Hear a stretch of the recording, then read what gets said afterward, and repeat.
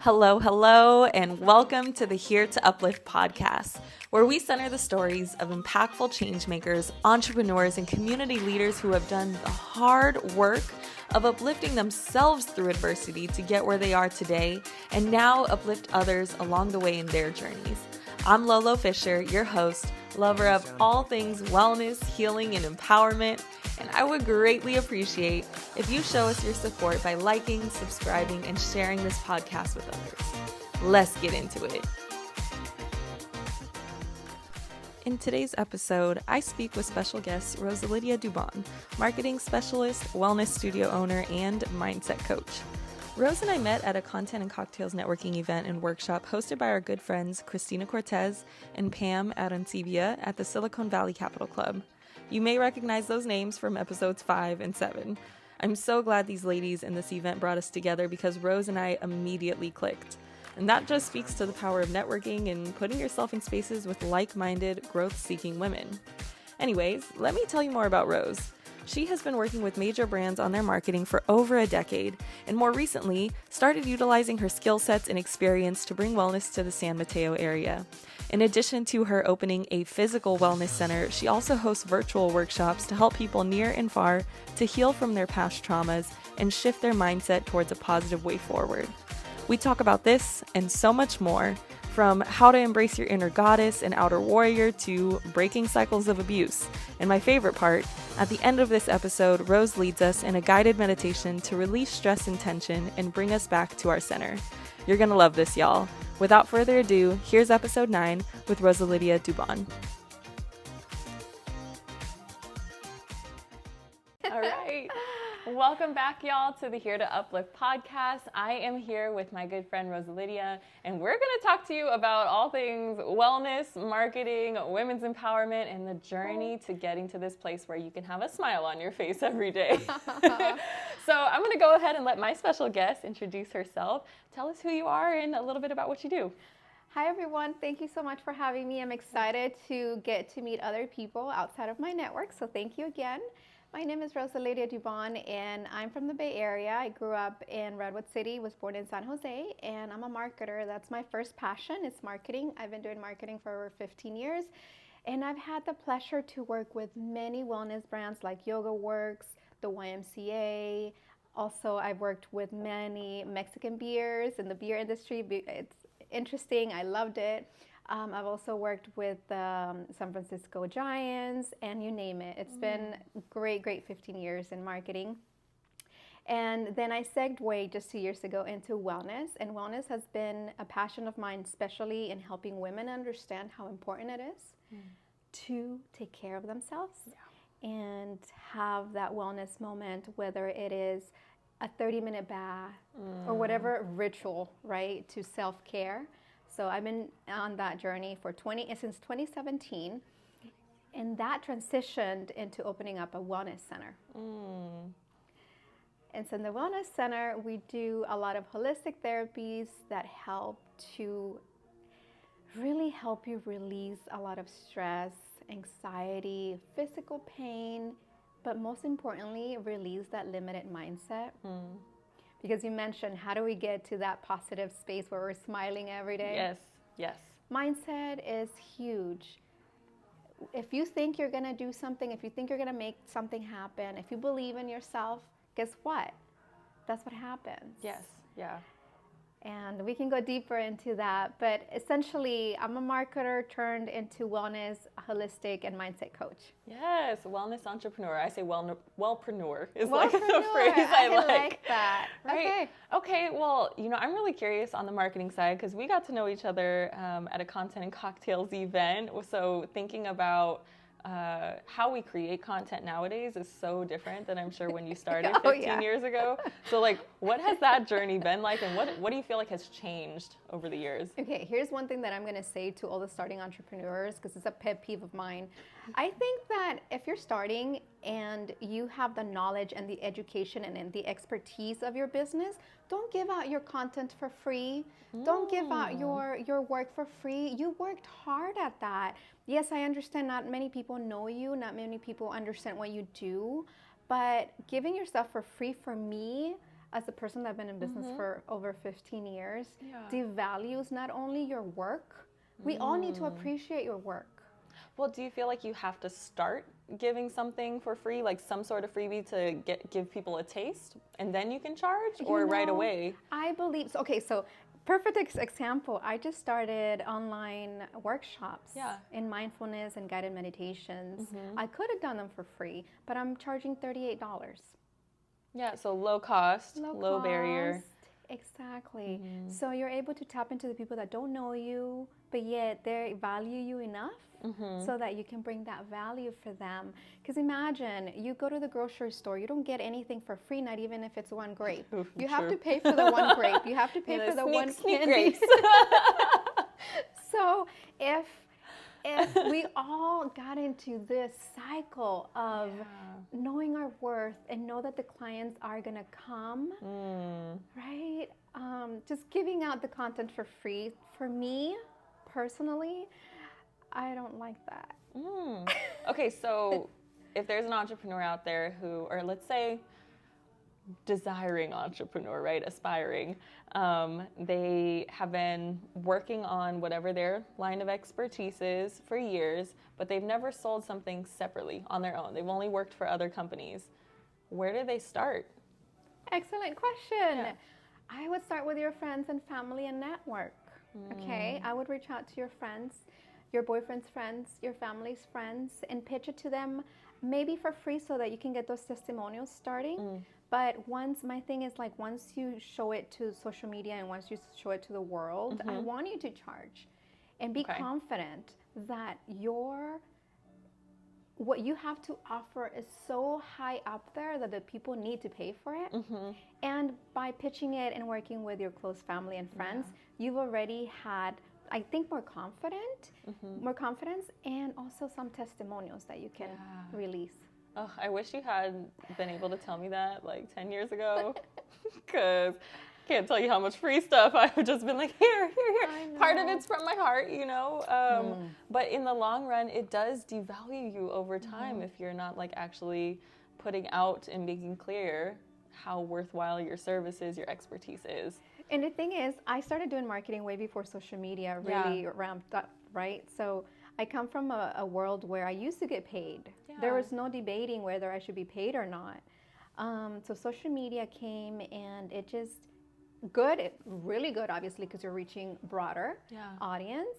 But now all these coaches came about, and they felt like they needed to give out all these free content for free because they're outnumbered. So it's like they're on a competition, but then no one's making money if you're giving content for free. So when you were doing, I'm saying when, but even currently you're doing marketing, right, for a lot of big companies. Did that start off as you as an individual doing marketing for companies, or did you work for a company that did it? At age 19, I was hired to be an assistant at an office. And then I worked there for 7 years, and I ended up running the show, the whole company, with payroll, HR, marketing, proposals. Oh my gosh. And it was a huge company. Oh, yeah, that's a lot. So that was my first take, and my first taste with marketing was I started as an office assistant, and I just completely dived into running the whole company. Oh, I love that. At age 19, so that gave me some solid ground. Yeah, and then where'd you go from there? Keep going. From there, then I went on to work for a beer company. I used to do marketing and sales in South San Francisco, here in the Bay Area. And it was fun. I got to connect with most restaurants and lounges and bars that sold beer. Those were my clients. So that was completely fun. After that, I worked for a press release distribution center.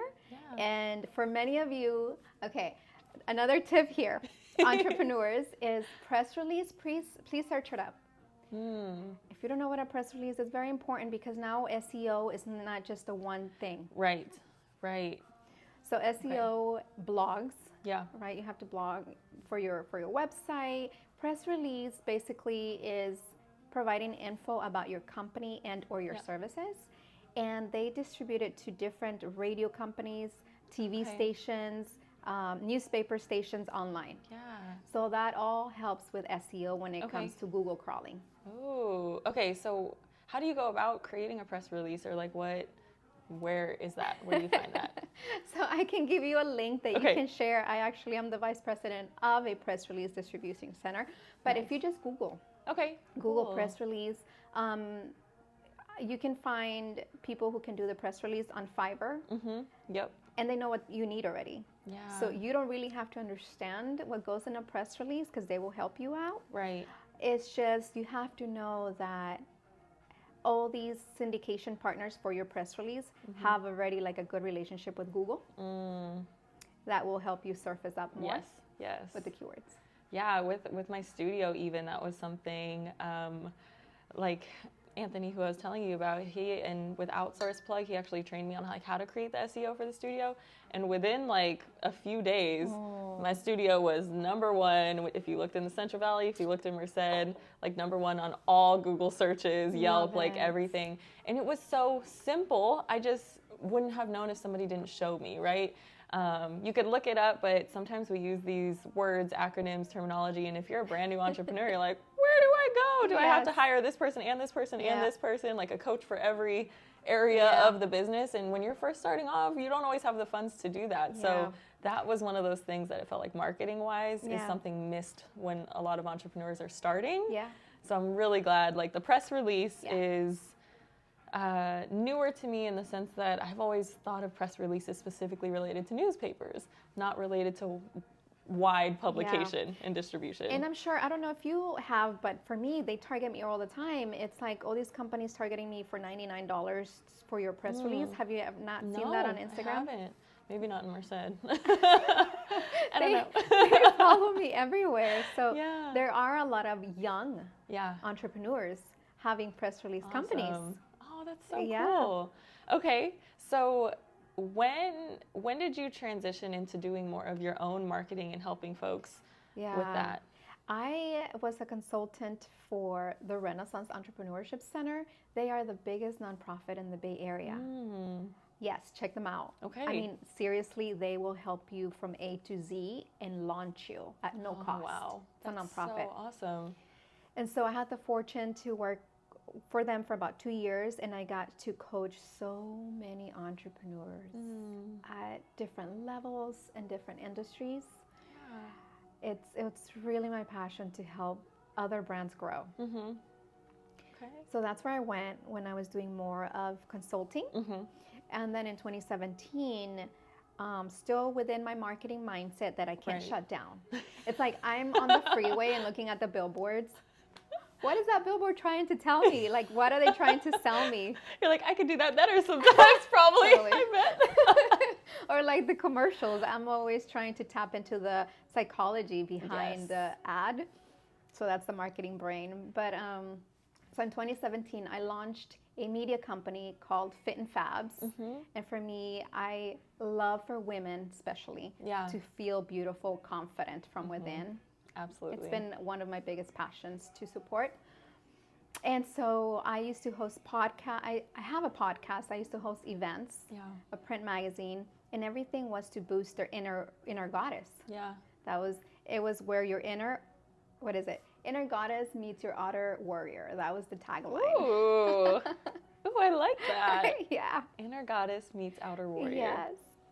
Because we have to put on I won't say a mask, but we almost have to put on a shield, a mask, something like when we go out into the world, you never know. You never know what you're going to get hit with, but we get prepared for it all. All of it. Yes. So 2017, the magazine, the print magazine, the podcast, blog, all helping women with their inner confidence. And then currently what I'm doing is mindset coaching and holistic coaching. Did it transition from that? You were doing the magazine focused on women's empowerment, and you're like, this is the jam. Because I always want more. I always want more for my community. It's how can I prepare myself deeper? Because at that point, I was allowing my whole thing, you guys, it's like, when you go online and try to find a topic, whether it's like how to lose weight or how to start with fitness training, everything is so different. Like you find a link and it tells you one thing, and then you find another link and it kind of debunks the first link. Yeah. So that drives me crazy as a marketer. And so the magazine only allowed the real professionals in nutrition, fitness, and wellness to give, their opinion and their advice. So at that point, I was the platform for all these experts to provide content. And so I wanted to do more because I wasn't directly helping anyone. By content. You were creating the space for it. Exactly. But you're like, I have so much to give. Where do I put it? Okay. And so then COVID hits. Oh, COVID. COVID hits, and thank God and I can share this story later on, but I was brutally abused by my mother, and I was bullied throughout elementary school. So I felt like there was like an inner light that always guided me and protected me. Wow. So during COVID, I saw that so many people were shattered, stressed, fear, anxiety, insomnia, you name it. Right. So again, me, like, how can I help? Show me the way to help. Yeah. And I'm a big prayer. Yes. I'm a God's child, and so I kept praying, and it manifested into a wellness center. Wow. And so that's how the wellness center came about. And I've honestly, in 2 years, I've helped dozens and dozens of people with a lot of emotional and mental wellness. Yeah. Probably a lot of trauma folks are carrying, right? Yeah. Well, tell me a little bit about this, because one of my questions to you is gonna be, like, where did you grow up?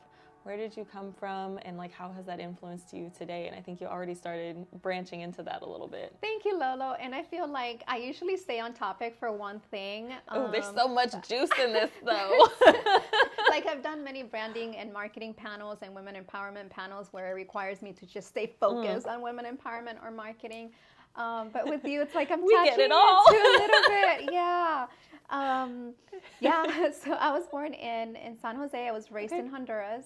And from age 6 to 11, it's been like the hardest years of my life as a child.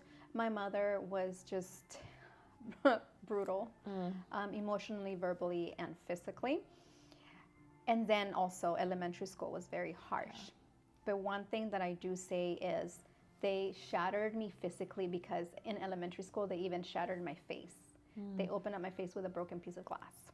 Ugh. However, they never broke down my spirit. Even as a kid? My confidence, even as a kid. I always had this sense of like, oh, poor mom, like she's going through so much that she has no choice but to release that on me. Oh my gosh. Or poor kids, like so much trauma that they're going on, and I'm like their scapegoat. Yeah. So I never became depressed. That is a layer of enlightenment and wisdom that very few people are gifted with. Like, that's special, Rose. That's really special. Thank you. And for that reason, I'm now hosting parent talks. Because coming from a parent that abused me completely, I was really meant to be in drugs or homeless. God knows if I would have gone the other way, where I would be now. So I'm passionate. We just heard marketing. We just heard wellness. But I feel like I'm finally stepping into my true purpose of helping parents understand how to be mindful with their kids. Yeah. Kids only have so many years of their lives to be kids. Yeah. To explore and to be happy. And having had a mom, so basically my passion is coaching parents how to be more mindful in raising positive, resilient kids with more confidence, but also with the kids. I'm hosting mindset workshop with the kids. Nice.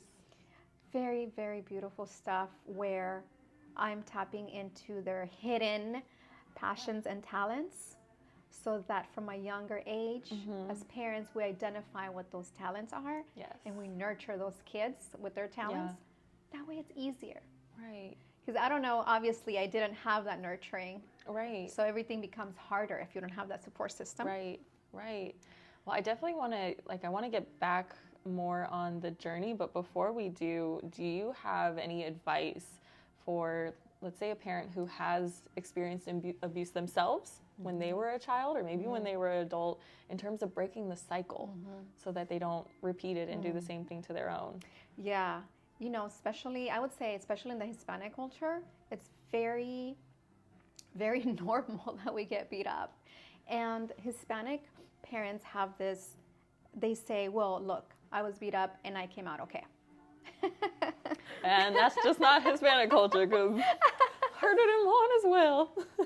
Thanks, Mama, for not beating me up, but I know there's layers. My brothers would say otherwise. Oh, got it. So your mom learned. I think so. From them. Yeah, and like I said, my brothers are 20 and 13 years older than me, so we have a good gap between us. But I'm also the only girl, so it might be different. Yeah, but definitely. But in terms of breaking that cycle, where does it start? How do we start that change? So I say to the parents, it's like, yes, you were beat up, but I'm sure you didn't like it. You didn't like to get beat up. Who would like to, right? So create that parent in yourself that you would have liked to see from your parents. Yeah. No different than what they say, create the change in the world that you like to see. Yeah. Same, right? So I'm currently super mindful, loving to my beautiful daughters. And why not? Why not be caring and kind and loving to your kids? You're their only backbone and support, right? So why continue the trauma? Put yourself in, come back to the childhood moment when you were getting abused and just go back in time. It wasn't fun. Yeah. So just cut it out. Yeah. Cut it out and be that support system for your kids and stop the scars from moving on. Yeah. What does discipline look like without the abuse layer? Okay, I don't know, but my kids are good kids. Okay, my discipline, I will say, I just tell my daughter, okay, if you don't stop crying, I'm gonna leave, to the 2-year-old. And somehow she doesn't want to be alone, so she snaps out of it. Or if she's doing something, my 2-year-old is resilient. Yeah. And tenacity, like she's doing something and she doesn't want to stop, right? So how do I keep my calm? How do I keep my cool? Yeah. So I just tell her, okay, I'm leaving. You're not listening. And that somehow clicks in. Interesting. There's no abuse needed. And for me, I had this, really this fear of disappointing my parents. And that was kind of how they disciplined me. Like, yes, not every kid is like the goody two-shoes personality. Everybody's got these different personalities. But for me, if they gave me the feeling that if I did something, I would be disappointing them, or there was like this guilt or shame, there's different layers to things. But for me, that set me straight immediately. Wow. Like, I got slapped on the hand a few times, sure, whatever. But like, what actually worked for me discipline-wise was disappointment, because I was such a people pleaser, I guess, even as a child. Yeah. And in ways, I had to break that once I got older, because you can't continue being a people pleaser in every space.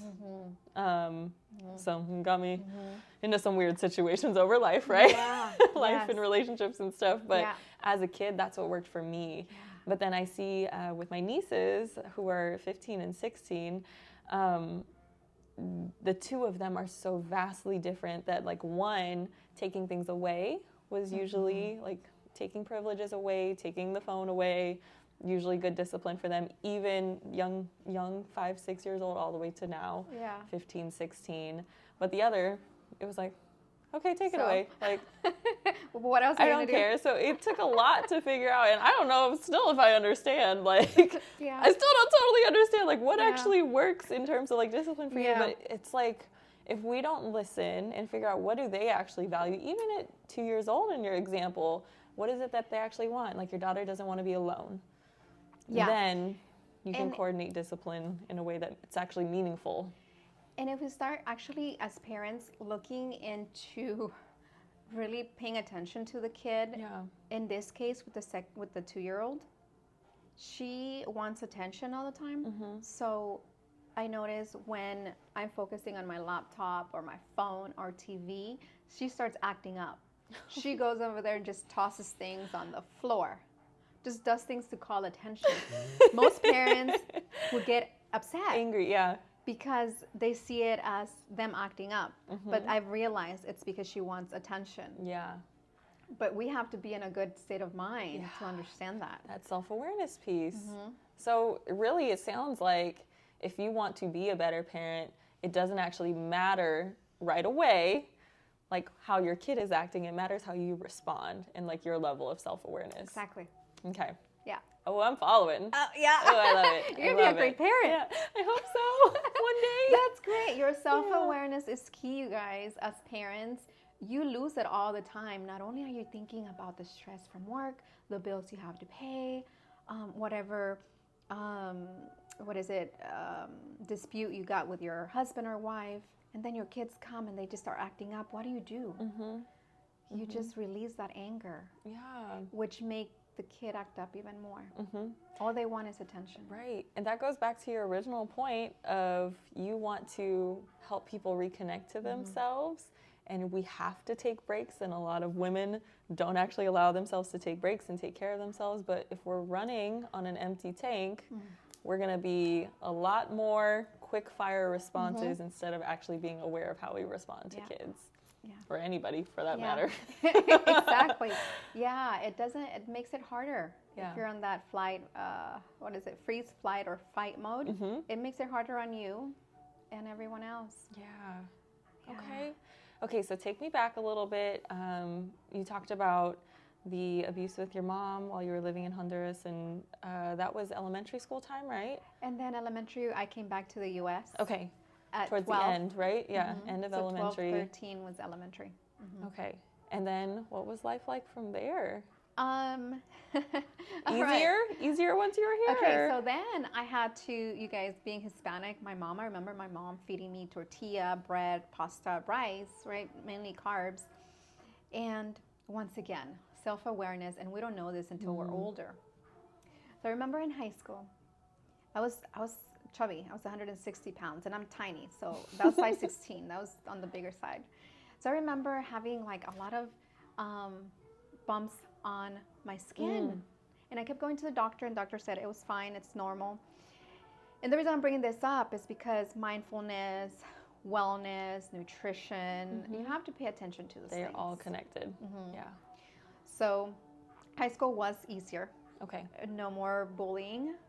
And then I went to San Jose State, and I lost 45 pounds on my own, nutrition and working out. But when I started eating healthy, I realized a lot of health conditions that I had. Migraines were a big one for me. Oh, which migraines I think we in might high have school. chatted about, because I still struggle with migraines to this day, so I need some tips. Oh my goodness.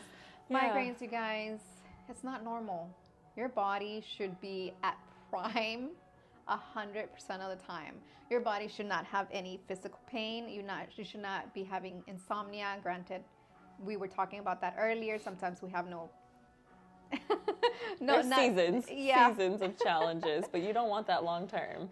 So your body is meant to be working at its primal state all the time. And so with the migraines in high school, I realized that the nutrition that my mother was giving me was loaded with carbs. And I stopped that in college. It got rid of all my heavy menstrual cycles. It got rid of the migraines. From the change in carbs. Oh. Nutrition. And it got rid of all those dots. The breakout bumps. The bumps on the skin. And I kept going to doctors, and doctors kept saying it's normal. And if it's one thing, because I know we jumped from so many juicy ideas and topics from one to another, but if it's one thing that also I would love to share is, just be mindful of what you put in your body, because it does take a toll on many aspects of your mood, not just your physical appearance, but your mood. Yeah. Inflammation in the body with sugar and carbs. Yes.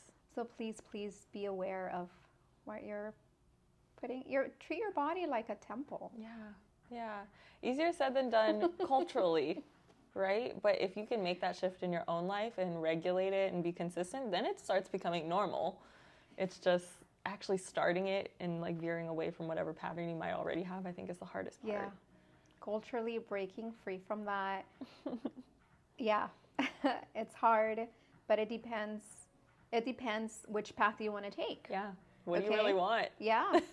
It's like, do you see your parents and their health and how they take care of their bodies and what they consume, right? And you want to follow that path, then good. If you don't want to follow that path, then do something different. Yeah. And that, I feel like, is kind of examples of what I've heard from you throughout is like, you can receive something, you can be put in a certain situation that's out of your control, but you always have the choice to do something different. Yeah. It's one life to live. You are so valuable. You are you're the actor and actress of your life. You get to decide how to live every day. Yeah. Yeah.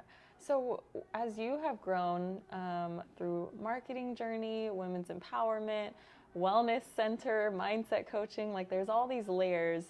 Who has inspired you along the way? Oh my, that is very interesting.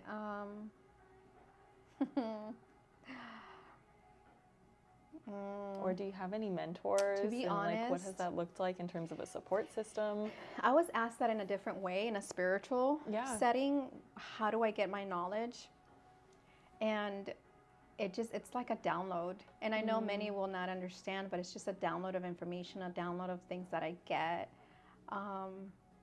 Yeah, I don't have anyone that I really follow. But I say Oprah. I remember watching Oprah when I was in high school, and then we have Hispanics. We had our own Cuban, Cristina Saralegui. That was our Oprah too, and that's why I created the magazine. Yeah. With the magazine, I wanted to send a message to women for women empowerment, and I didn't know where to go and provide that message, so I created my own thing. Right. So for everything, like I want to become like a leader or a coach in something and there's no space for me, I create the space because I feel like people need me and my work just needs to be heard and stuff. So there's a lot of inner knowing. Yeah. I feel like that's really powerful, but I would assume that's also exhausting. Is it? No, I love it. Okay. If you are not into guided meditations yet, oh my God. I know you've seen it. It's like everywhere now, but if you're still not there yet, please, I want to spark that in today's conversation. Yeah. It's going to help you unleash, release, and just become so true to yourself. So guided meditations on YouTube, there's so many you can find. And don't worry, there's hundreds, but don't get bogged down with the amount. Just choose one and try it. The guided meditations, I do one every day and every night before I go to sleep. Do you ever lead guided meditations? I do. Yeah? I do. Do you think you could lead us in like a quick one? Right now? Yeah. Oh my God, I would love to. I would love to give you a preview of my February workshop. Yeah, please. My February workshop, we're gonna focus on inner love. A lot of people pleasing. So when you were talking about people pleasing, a lot of people have a hard time saying no, and it's exhausting. Yeah. You need your me time. So February, yes, we're gonna focus on that, and I would love to do that right now. That would be awesome. Help you get into and your February workshop, is that something that's going to be recorded as well? Because I feel like our episode might come out after, and I want people to be able to go find it. Yes. And something we can link into our show notes. Yeah. Okay, That'd perfect. be really great. So do you want to? Let's do it. It's a breathing technique. I love it. Okay, perfect. I love it. Okay. What time is it? It's 2:59.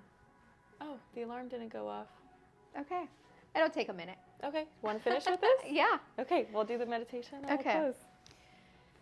So every time we start, we just want to get comfortable, okay? Not driving, not talking to the kids, just comfortable in a chair or a bed. And we're going to take 4 deep breaths just to relax. So we're going to take a deep breath in. You want to hold it in. Hold that tension. And then release through your mouth. Exhale. Exhale. All that stress, all that tension is coming out. Inhale. Hold it in.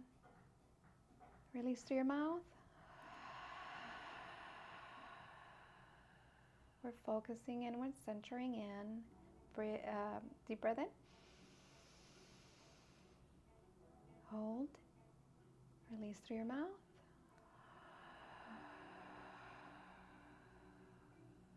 Last one. Deep breath in. Hold it.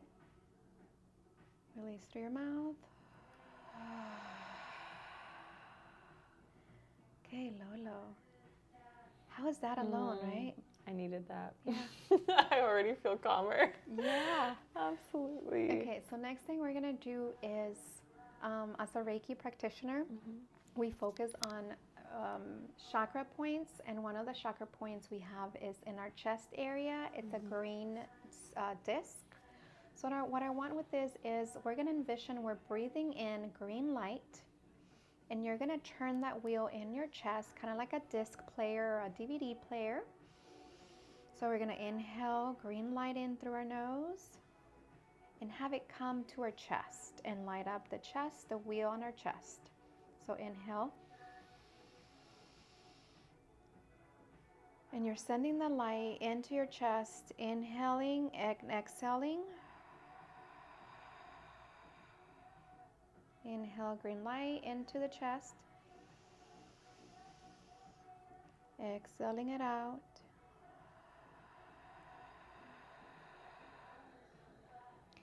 Inhale green light.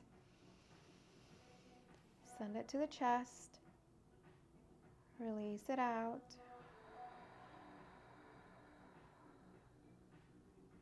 The last one we're going to do is you're going to inhale green light, and you're going to see the green wheel in your chest rotating in a clockwise position, and it's rotating fast. So we're going to inhale green light. Send it to your chest. Feel it. It's helping that wheel go clockwise. Release it out. And we've activated your heart chakra. As simple as that. I love it. Oh, Rose, I feel like I could just keep talking and talking and talking to you. There's so many topics. We bonded and we connected, and I'm sorry if we had you kind of jumping from one place to another. I love it. It's just the way we vibe. Yeah. And I think that's the beauty of not just this podcast, of the people that we just get to interact with on a day-to-day. You never know what you can learn from someone. And that would be my tip to anybody listening, anybody watching, is be open to everybody that you interact and connect with, and ask questions, because you never know what might be behind somebody's story, behind the success, behind what you see in a picture. Rose and I met at a content event that was related to marketing, found out we both had wellness studios, wellness centers of some sort, and then we just keep finding more and more connections and opportunities to lift each other up. So do that for people. And I'm really excited. Rosalidia, thank you. Oh, thank you. Thank you for coming on. Thank you for sharing your wisdom with folks. Where can people find you if they want to connect with you? Instagram is mindbody_renew. And my website, rosebiofx.com. Perfect. I will link your contacts. I will link social handles, all the things in the show notes and YouTube comments, whichever place you're watching or listening. But that's it. That's it for now. Thank you so much. Bye, y'all.